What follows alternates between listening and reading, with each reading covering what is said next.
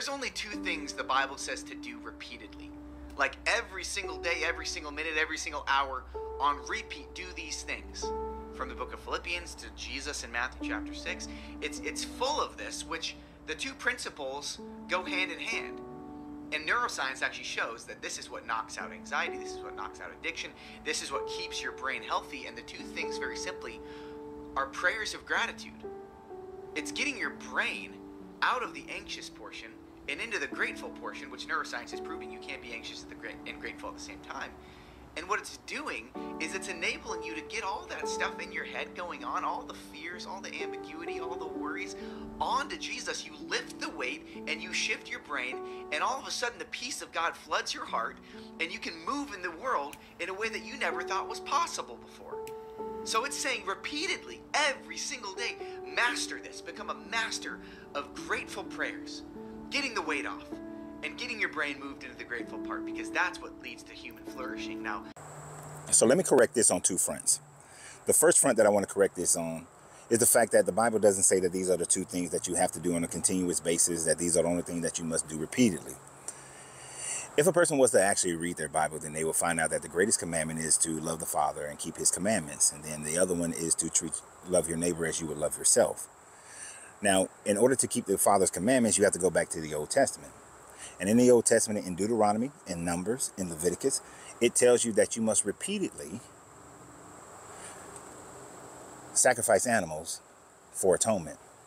It tells you that you must repeatedly, every time you have a baby, give sacrifice to become clean again. It tells you repeatedly that you must maintain the Sabbath. It tells you repeatedly that you must purge the evil from you, and most of the time that involves stoning somebody in order to purge that evil from you. It tells you so many things, that repeatedly you must keep the holy days. There are so many other things that this Bible tells you that you must repeatedly keep if you are to love the Father and keep his commandments. And they tell you to keep all the commandments, laws, rites, and rituals. Just go read your Old Testament, to which many Christians do not read. They don't. You just don't read it. Hell, it tells you that every time you have a meal, that you are to do this in remembrance of me, to consume his blood and eat his body. You're supposed to do that repeatedly. You're supposed to make your pilgrimage to Jerusalem every year, or to a temple, repeatedly. So there are many things you are to repeatedly do within the Bible. So that in itself is a lie, but what Christians like to do is make things easy for Christians to do in the current culture to which they live in. Because we know that in our current culture that we live in, you cannot do those things without suffering some type of criminal activity where it's animal rights violations or things of that nature. Now, as far as him saying that prayers of gratitude have shown that neurologically that it is beneficial to you, it is to a certain degree. But prayers actually are on the lower end of this, because prayers of gratitude usually involve lack and wanting. You see, prayers is always, now if you're praying, thank you, thank you, thank you. But most of the time when Christians are also praying and thanking God for the suffering that they go through. They're praying and thanking God for the calamities that they go through, instead of meditation. And this is where I hate when Christians try to say that prayer and meditation are the same thing. Prayer and meditation are far from the same thing, nowhere near the same thing. Even if we were to compare it to Buddhist meditation is not about you focusing in on the suffering to which you are going through, but is actually the alleviation of suffering. I don't even know if alleviation is the right word to use right there, but alleviating suffering. That is the primary concept of Buddhism. And in your meditation, it is for you to be able to let go of the suffering, not focus on the suffering. It is you living in concert with nature. But in Buddhism, in Buddhist meditation, when you have a thought that comes through your mind, and most people mistakenly think that you're supposed to be able to clear your mind of thoughts, and that's not how meditation works. You can never clear your mind of all thoughts. If somebody ever, when people tell me, or like with Angelina, and I ask her, what are you thinking about? And she says nothing. No, you're not. You're thinking about something. It's impossible for your mind not to have a concept within it at all times. You're always thinking. So thoughts come into your mind, and in meditation, it's not that you try so hard to not think of this. You let the thought come in and you let it go out. You don't focus on the thought. You don't allow the thought to create an emotional response out of you, but you come into peace with that thought. And the idea is to recognize that, okay, my back hurt. All right, my back hurts. I feel it. But I'm going to let it go through. I'm not going to focus on my back hurting. And anybody who has served in the military, or you've been in any type of combat sport, you learn how to ignore pain. Just because the pain is there doesn't mean that I have to focus on the pain. So if you're having financial issues, it is not you focusing on the negative aspect of you have the issue, but you let the thought come in, and you let the solution thoughts then come in. And you allow those thoughts to flow through your mind.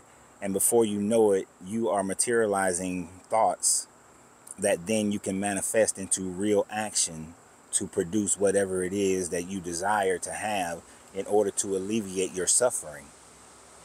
Most of your suffering is because you're wanting for things that you're never going to commit any actions towards. It's kind of like a Christian praying, oh God, I want a house. I'm tired of living in an apartment, just giving my money away every year and not owning anything. I want to get to that point where all I'm paying is taxes, because you never really own it. I'm just paying taxes, and I just living in this apartment, and the rates are going up every year, and my pay is not increasing with it. Please just give me a house and give me a house, instead of meditating on the fact of a house, living in the house, having the house. Well, how do you get a house? Credit. What's on my credit? What do I need to fix?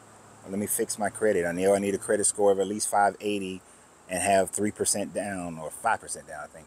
5% down.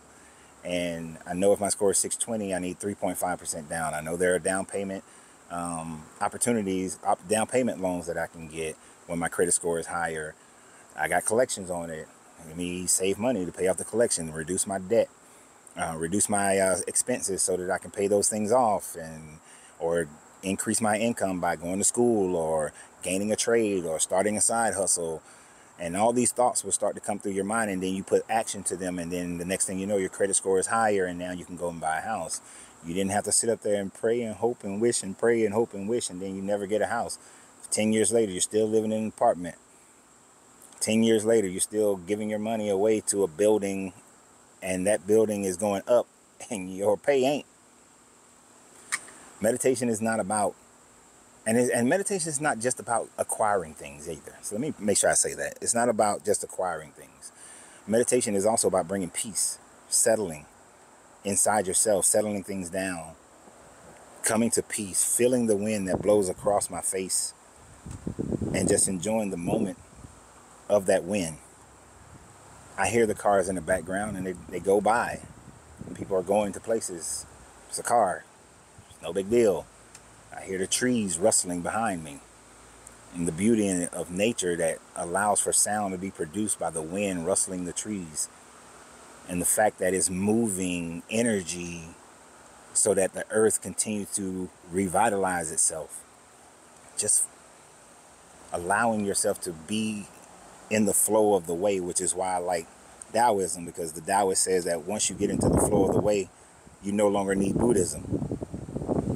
So I like Taoism for that part. And then coming into the Hermetics is just understanding how the universe works, and then just functioning within the knowledge and the access and the ability of the Hermetic laws, so that life is peaceful, life is stressless.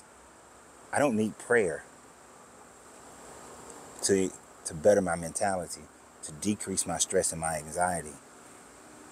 All I need to do is understand the Hermetic laws and what true meditation is, and I have all the peace in the world. Even when things don't go my way, I'm still at peace with them. Can Christians say the same thing? Let me know what you guys think. Always remember, you have to free yourself to be yourself, because your greatness is non-negotiable. Good journey, good vibrations.